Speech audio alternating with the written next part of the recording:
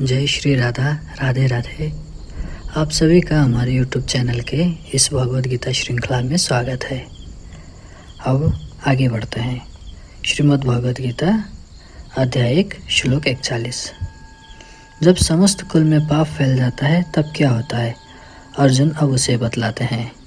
अधर्माभिभवात्कृष्णा प्रदुष्यन्ति कुल स्त्रियः स्त्रीषु दुष्टासु वर्षणया जायते वर्षशंकरः।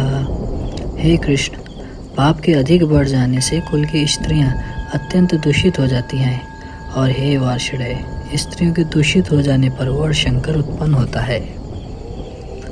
कुल धर्म के नष्ट हो जाने से जब कुल के स्त्री पुरुष उच्छृंखल हो जाते हैं तब उनकी प्रायः सभी क्रियाएं अधर्मयुक्त होने लगती हैं।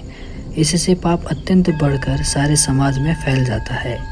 सर्वत्र पाप छा जाने से समाज के स्त्री पुरुषों की दृष्टि में किसी भी मर्यादा का कुछ भी मूल्य नहीं रह जाता और उनका पालन करना तो दूर रहा, वही उनको जानने की भी चेष्टा नहीं करते और कोई उन्हें बताता है तो उसकी दिल लगी उड़ाते हैं या उससे द्वेष करते हैं। ऐसी अवस्था में पवित्र सती धर्म का, जो समाज धर्म की रक्षा का आधार है, अभाव हो जाता है। सतीत्व का महत्व खोकर पवित्र कुल की स्त्रियां घृणित व्यभिचार दोष से दूषित हो जाती हैं।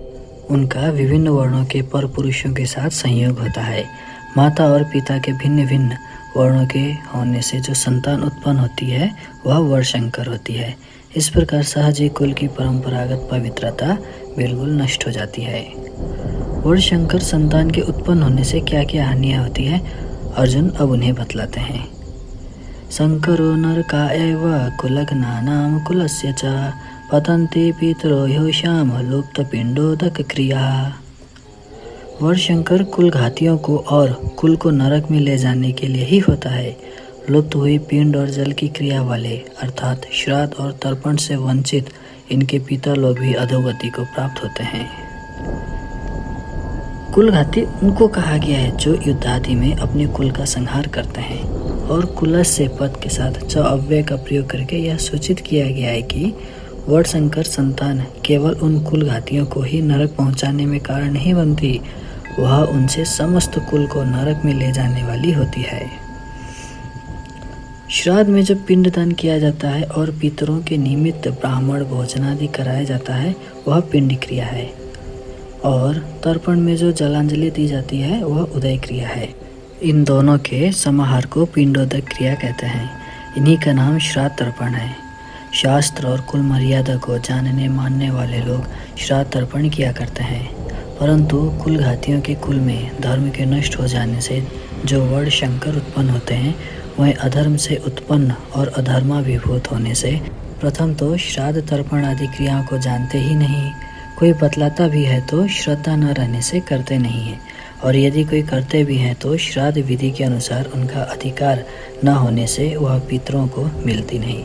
इस प्रकार जब पितरों को संतान के द्वारा पिंड भोजन नहीं मिलता तब उनका पतन हो जाता है। अब इसके पश्चात वर्षशंकर कारक दोषों से क्या हानि होती है, अब उसे बतलाते हैं।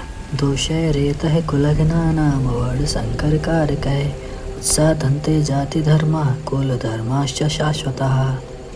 इन वर्षशंकर कारक दोषों से कुल घातियों के सनातन कुल धर्म और जाति धर्म नष्ट हो जाते हैं।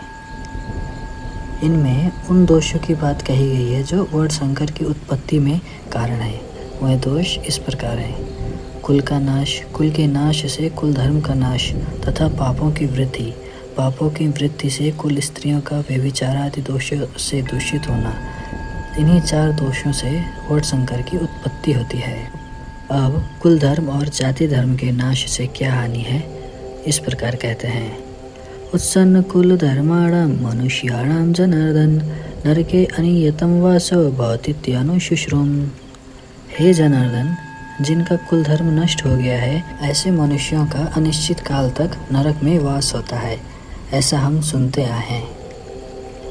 यहाँ अर्जुन का भाव यह है कि जिनके कुल धर्म और जाति धर्म नष्ट हो गए हैं उन सर्वथा अधर्म में फंसे लोगों को पापों के फलस्वरूप दीर्घ काल तक कुंभीपाक और रौरव आदि नरकों में गिरकर भांति भांति की भीषण यातनाएं सहनी पड़ती हैं। ऐसा हम लोग परंपरा से सुनते आए हैं। अतएव कुलनाश की चेष्टा भी नहीं करनी चाहिए। इस प्रकार स्वजन वध से होने वाले महान अनर्थ का वर्णन करके अब अर्जुन युद्ध के उद्योग रूप अपने कृत्य पर शोक प्रकट करते हुए कहते हैं, अहोपत महत्पापम कर्तुम व्यवसिता वयम यत्राज्य सुख लोभेन हंतुम स्वजन मुद्धता। हा शोक, हम लोग बुद्धिमान होकर भी महान पाप करने को तैयार हो गए हैं, जो राज्य और सुख के लोभ से स्वजनों को मारने के लिए उद्धत हो गए हैं। इस प्रकार पश्चाताप करने के बाद अब अर्जुन अपना निर्णय सुनाते हैं। यदि माम प्रतिकारम शस्त्रम शस्त्रपाणयः तार्तराष्ट्रारणे अन्यो स्तन्मे क्षेमतरम भवेत। यदि मुझ शस्त्र रहित एवं सामना न करने वाले को शस्त्र हाथ में लिए हुए धृतराष्ट्र के पुत्र रण में मार डालें तो वह मारना भी मेरे लिए अधिक कल्याणकारक होगा। अर्जुन इस श्लोक में यह कह रहे हैं कि इस प्रकार युद्ध की घोषणा होने पर भी जब मैं शस्त्रों का त्याग कर दूंगा और उन लोगों की किसी भी क्रिया का प्रतिकार नहीं करूंगा, तब संभवतः वे भी युद्ध नहीं करेंगे और इस तरह समस्त आत्मीय जनों की रक्षा हो जाएगी।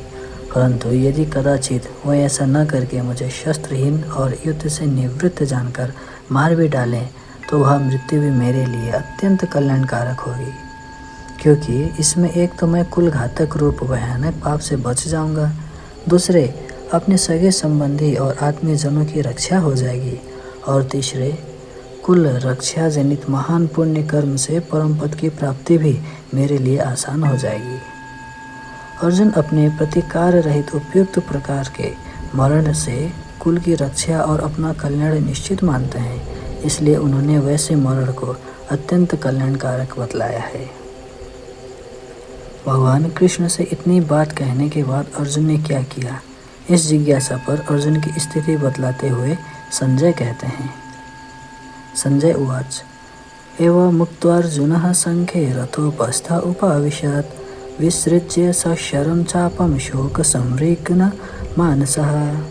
संजय बोले, रणभूमि में शोक से उद्विग्न मन वाला अर्जुन इस प्रकार कहकर बाण सहित धनुष को त्याग कर रथ के पिछले भाग में बैठ गया। यहाँ संजय यह कह रहे हैं कि विषादमग्न अर्जुन ने भगवान से इतनी बातें कहकर बाण सहित गांडीव धनुष को उतार कर नीचे रख दिया और रथ के पिछले भाग में चुपचाप बैठकर वे नाना प्रकार के चिंताओं में डूब गए। उनके मन में कुलनाश और उससे होने वाले भयानक पाप और पाप फलों के भीषण चित्र आने लगे।